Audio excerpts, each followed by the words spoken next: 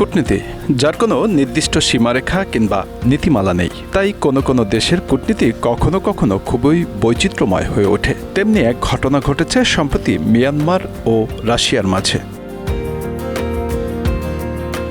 মিয়ানমারের জান্তা সরকারের প্রধান জেনারেল মিন অং হ্লাই সম্প্রতি রাষ্ট্রীয় সফরে রাশিয়া গিয়ে দেশটির প্রেসিডেন্ট ভ্লাদিমির পুতিনকে উপহার দিয়েছেন ৬টি জীবন্ত হাতি। এই অভিনব উপহার নিয়ে বিশ্বজুড়ে আলোচনা শুরু হয়েছে।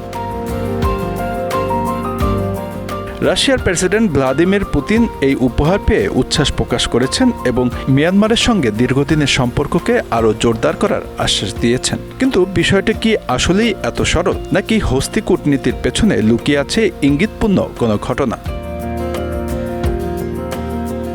সামরিক বিশ্লেষকরা মিয়ানমারের হাতি উপহার দেওয়ার ঘটনাকে তুলনা করেছেন রাশিয়ার দেওয়া পুরনো যুদ্ধবিমানের সঙ্গে। তাদের মতে এই দুটি উপহারই ব্যয়বহুল এবং দীর্ঘমেয়াদী রক্ষণাবেক্ষণের দাবি রাখে। মিয়ানমারে ২০২১ সালের ফেব্রুয়ারিতে সামরিক অভ্যুত্থানের মাধ্যমে গণতান্ত্রিকভাবে নির্বাচিত সরকারকে উৎখাত করে জান্তা বাহিনী। এরপর থেকেই দেশটিতে অস্থিরতা এবং গৃহযুদ্ধ চলমান। এই রাজনৈতিক অস্থিরতার মধ্যেও রাশিয়া এবং মিয়ানমারের অর্থনৈতিক সম্পর্ক দিন দিন শক্তিশালী হয়ে উঠছে। রাশিয়ার সঙ্গে মিয়ানমারের সম্পর্কের ২৫তম বার্ষিকী উদযাপনের অংশ হিসাবে দুই দেশের মধ্যে একাধিক বাণিজ্যিক চুক্তি স্বাক্ষরিত হয়েছে। পুতিন উল্লেখ করেছেন, গত বছরে দুই দেশের দ্বিপাক্ষীয় বাণিজ্য প্রায় ৪০% বৃদ্ধি পেয়েছে।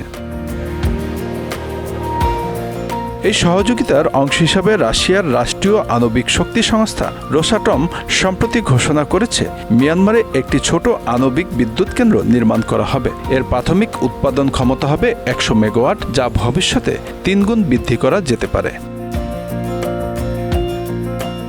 এছাড়াও আগামী ৯ মে মস্কোতে বিশ্বযুদ্ধে নাৎসি জার্মানির বিরুদ্ধে বিজয়ের ৮০তম বার্ষিকীর সামরিক কুচকাওয়াজে মিয়ানমারের একটি সামরিক ইউনিট অংশগ্রহণ করবে। এতে উপস্থিত থাকবেন মিন অং হ্লাই নিজেও।